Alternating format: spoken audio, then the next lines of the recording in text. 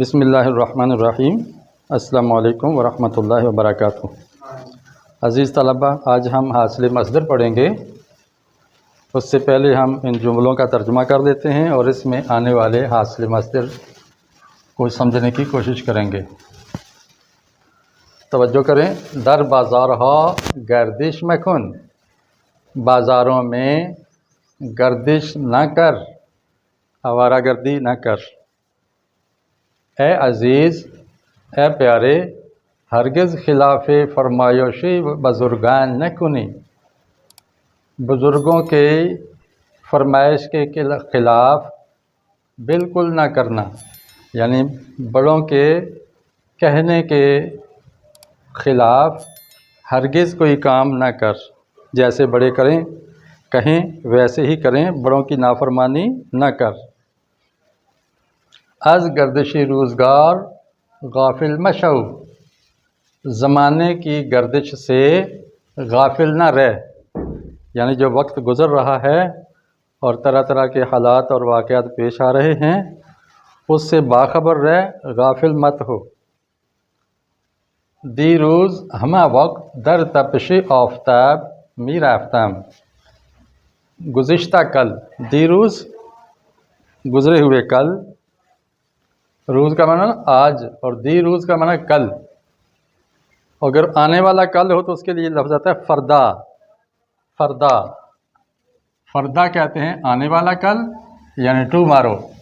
اور دی روز یسٹرڈے کے معنی میں گزرا ہوا کل۔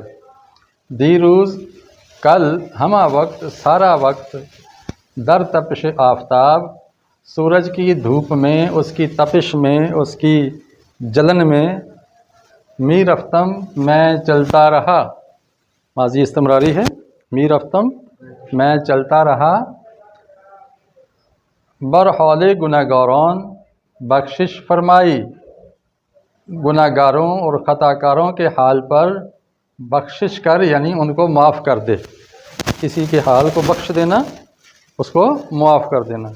تو جو گناہگار ہیں ان کے حال پر رحم فرما، بخشش میں نے یہاں رحم بھی کہہ سکتے ہیں۔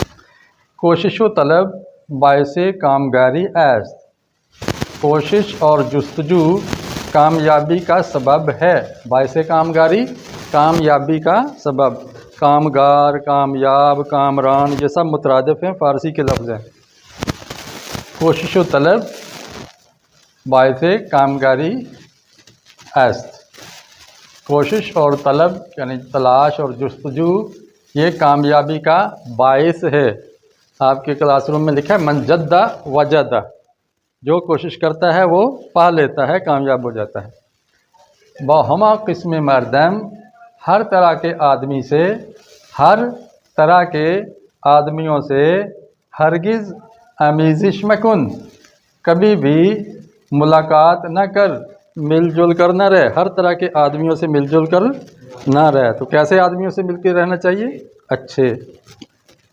با ہما قسم مردم، ہر طرح کے لوگوں سے، ہرگز آمیزش مکن، بالکل بھی میل جول نہ کر، مل کے نہ رہ۔ یہ اس کا ترجمہ ہے۔ اس میں آپ نے دیکھا کہ یہ جن لفظوں کے آخر میں شین آ رہی ہے، یہ دیکھیں انڈر لائن کر رہا ہوں میں، بخشش، کوشش، آمیزش۔ تو دیکھیں ہم ان شین والے لفظوں کی ذرا تصریف کرتے ہیں۔ گرد ہے اور اس کے آگے شین لگا دیا ہے۔ ایسے نیچے بھی فرمائی آگے ہے، فرمائی اور آگے شین لگ گیا ہے۔ اس طرح یہ ہے تپش، اس کے اندر تپ اور شین لگ گیا ہے۔ بخش کے ساتھ شین کا اضافہ ہو گیا ہے۔ کوش کے ساتھ شین کا اضافہ ہو گیا، کوشش۔ اسی طرح امیز کے ساتھ شین کا اضافہ ہو گیا۔ اس شین کو مصدری شین کہتے ہیں۔ کیا کہتے ہیں؟ یعنی ایک فعل کو جب اسم بنائیں، ورب کو جب آپ نون بنائیں گے، اس کو حاصل مصدر کہتے ہیں۔ یعنی ایک تو ہے کہ پہلے ہی ایک لفظ اسم ہے، ایک ہے کہ فعل کو آپ اسم بناتے ہیں اور وہ مصدر کا معنی دیتا ہے تو اس کو حاصل مصدر کہتے ہیں۔ حاصل مصدر بنانے کا یہ ایک طریقہ ہے، کئی طریقے ہیں، ان میں سے ایک طریقہ یہ ہے، وہ یہ ہے کہ اس کے آخر میں شین لگا دو۔ لیکن شین ہر طرح کے فعل کے آخر میں لگے گا نہیں، فعل امر کے آخر میں لگے گا۔ کیا لگے گا؟ اب دیکھیں، یہ تھا گردد فعل مضارع، اور اس کی دال ہٹا دی تو یہ فعل امر بن گیا، اور آگے شین لگا دی تو بن گیا گردش۔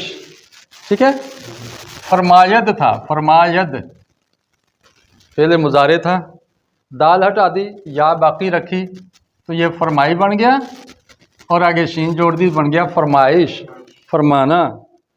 تپ کا معنی ہوتا ہے گرم ہو جا، تپ یہ تپیدن سے اصل میں تپد، تپیدن مصدر، تپد مضارع، تپیدن مصدر ہے، اور ہم نے نون اور یا کاٹی تھی تو تپد بن گیا تھا مضارع، اور دال ہٹا کے شین لگا دیا تو یہ پھر مصدر بن گیا۔ اس کو حاصل مصدر کہتے ہیں، لیکن اس سے پہلے زیر دینا ضروری ہے، تو ہم نے دال ہٹا کے شین لگا دی اور فعل امر کے آخر میں زیر لگا دی، یہ بن گیا تپش۔ اس کا معنی ہے تپنا، گرم ہونا، دہکنا، جیسے انگارہ دہکتا ہے، سورج دہکتا ہے۔ بخشیدن تھا نا، بخشیدن کا معنی کیا ہوتا ہے؟ بخشنا۔ اس کا مضارع کیا بن جائے گا؟ نون اور یا ہٹا دیں، کیا بن جائے گا؟ بخشد۔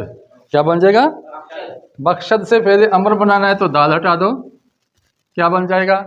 بخش۔ یہ فعل امر بن گیا، یعنی عطا کر، معاف کر، رحم کر، کئی معنی اس کے، اور آگے شین مصدری جوڑ دی بخشش، یہ کیا بن گیا؟ حاصل مصدر، یا حاصل مصدر یا حاصل مصدر کہتے ہیں۔ اچھا، یہاں ہے کوشیدن۔ کوشیدن کا معنی کیا ہوتا ہے؟ اب یہاں بھی یا دال نون آ گئی ہے، تو ہم نے سیکھا تھا کہ اگر مصدر کے آخر میں یا دال نون آ جائے، اس کی ین ہٹا دو، یا نون ہٹا دو، تو پیچھے کیا بچے گا؟ کوشد۔ یہ فعل مضارع بن گیا۔ اب مضارع کی دال ہٹائی تو کیا بن گیا؟ فعل امر۔ کیا بن گیا؟ کوش۔ کوش کا معنی کوشش کر، کوش کا معنی۔ اب اس فعل امر کے آگے شین مصدری لگا دی تو بن گیا کوشش، اور اس سے پہلے ہم زیر لگا دیں گے کوشش، یہ پھر مصدر بن گیا، یعنی کوشیدن مصدر تھا اور کوشش حاصل مصدر بن گیا۔ ٹھیک ہو گیا؟ اب یہ پھر وہی معنی ہو گیا۔ کوشیدن کا معنی کیا ہوتا ہے؟ کوشش کرنا، اور کوشش کا معنی بھی کوشش کرنا، تو اردو میں کوشش یہ حاصل مصدر عام استعمال ہوتا ہے۔ امیختن مصدر تھا ہمارے پاس، امیختن کا معنی ہوتا ہے ملنا۔ کیا معنی ہے؟ ملنا۔ جیسے امیزہ بناتے ہیں نا آپ، دودھ کے اندر چینی ملاتے ہیں تو وہ امیزش ہوگی، چینی کی اس کے اندر امیزش ہوگی، ملاوٹ ہو گئی۔ امیختن سے مضارع جب ختن آ جائے تو خے زے میں بدل جاتی ہے، خے زے میں بدل جاتی ہے، اور تن کی جگہ دال آ جاتی ہے، بن گیا امیزد۔ جب بھی مصدر کے آخر میں ختن آ جائے تو اس کا مضارع بنانے کا طریقہ ہے کہ خے کو زے میں بدل دو اور تن کی جگہ دال لگا دو۔ یہ بھی کہہ سکتے ہیں ختن کی جگہ زد لگا دو، ختن کی جگہ، تو یہ بن گیا امیزد، فعل مضارع ہو گیا۔ اب فعل مضارع کی دال ہٹائی تو کیا بن گیا؟ امیز۔ یہ کون سا فعل بن گیا؟ فعل امر بن گیا۔ امیز میں نے ملا یا مل جل، ملنا ملانا امیز۔ اب اس فعل امر کے آگے شین لگایا تو کیا بن جائے گا؟ امیزش۔ امیزش کا معنی ملنا، تو امیختن بھی ملنا، امیزش کا معنی بھی۔ تو ہم نے مصدر سے فعل بنایا، فعل سے پھر مصدر بنا دیا۔ جب فعل سے مصدر بنائے تو اسے کیا کہتے ہیں؟ حاصل مصدر۔ اور اس کو مصدر بنانے کے لیے کیا نشانی لگائی جاتی ہے؟ شین۔ عام طور پر یہ فعل امر سے جب حاصل مصدر بنانا ہو تو آخر میں شین لگتی ہے۔ اتنی سمجھ آ گئی؟ انشاءاللہ اگلے لیکچر میں آپ کو ایک دوسرا طریقہ بتاؤں گا کہ حاصل مصدر کیسے بنتا ہے۔ آپ ان چیزوں کو اپنی کاپیوں پر نوٹ کر لیں، پہلے اس کا ترجمہ لکھیں، اس کے بعد حاصل مصدر کا پورا گراف بنائیں جیسے میں نے آپ کے سامنے بنا کے دیا ہے، یعنی مصدر، پھر اس کا مضارع، پھر اس کا امر، پھر اس کا حاصل مصدر، یہ 4 کالم بنا لو۔ کیا کیا؟ مصدر معنی بھی لکھ لو، معنی مضارع، امر اور حاصل، یہ 5 کالم بنا لو، یہ کرو، یہ ہے آپ کا کام، ٹھیک ہے؟ اجازت چاہتا ہوں، السلام علیکم ورحمۃ اللہ۔